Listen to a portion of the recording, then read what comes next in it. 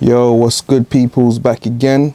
I thought this time around I'm gonna walk you through how I did one of the beats for a campaign that I worked on quite a while ago actually. It's for Deezer.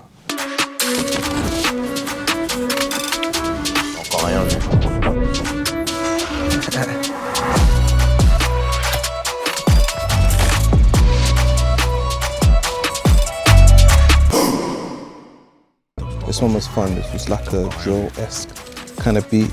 Not even really drill-esque, it actually is a drill beat, but yeah. I'm gonna mute the sound design and just focus on the music for this one. So basically, we kick off with a sample in the beginning.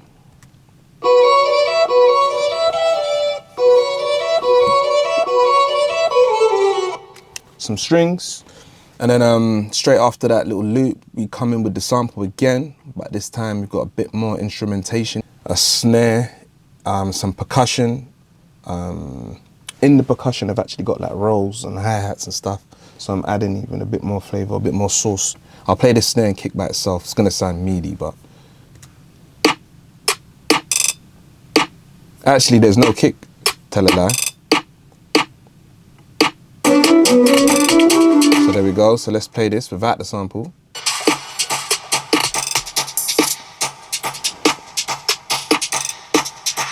So basically, again, we got snares, we got hi-hats, got claps, got some claps at the end, just continuously going.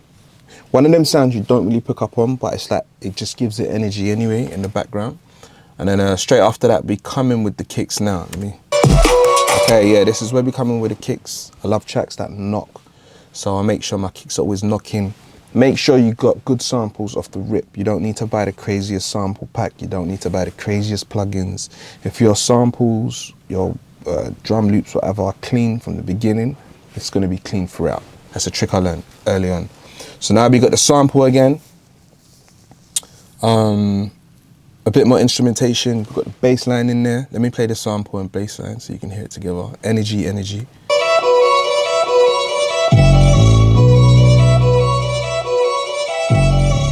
Kicks, knocking, instrumentation, play it all together.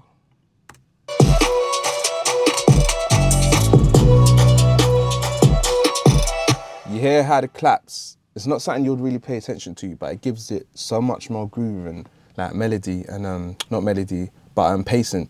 Let me take out the snares. Put the snares back in, claps back in, sorry.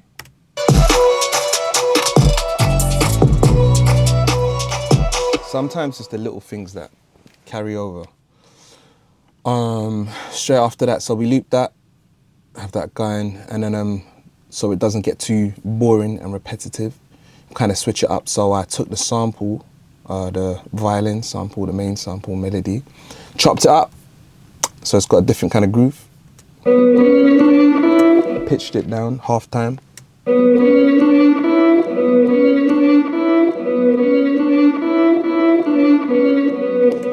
Still got all the other elements in there, but when you flip the sample, sometimes it can just make the track sound completely different. Well, not completely different, but you know.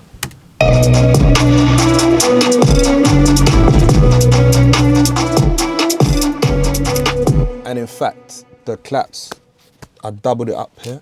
You can't really see it at the bottom, yeah, but instead of just a straight, now we're going double the speed, so it's little things, subtle things that just carry off energy. You don't really hear it, but it's important in the mix. So let's play it all together.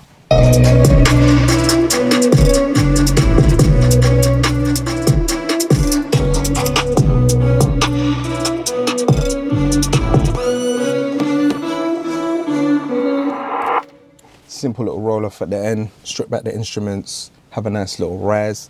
But yeah, like, it's all pretty simple. It's just get yourself a nice little melody, make sure your mix is clean, make sure your drums are knocking, and that's all it is, man. A lot of times you'll be surprised as to how simple a hit record or whatever is. Not saying that this is a hit record, by the way, but listen to your favorite producers and your favorite tracks. simplicity is always key. So yeah, the client was happy with it, the director was happy with it. If they're happy with it, I'm happy with it, and Bob's your uncle, happy days. So what I'm gonna do is probably keep working on and through other tracks and doing tutorials or behind the scenes on them. Funny enough, I did this before, but there was technicals, so I basically had to redo it. And I've kind of just like rushed through. So let me know feedback if this was too quick and you want me to be slower, be more in depth. Maybe talk about what plugins I'm using or whatever, let me know, man. But yeah, I gotta be out of here in 7 minutes. Good session. And feedback, let me know. Peace.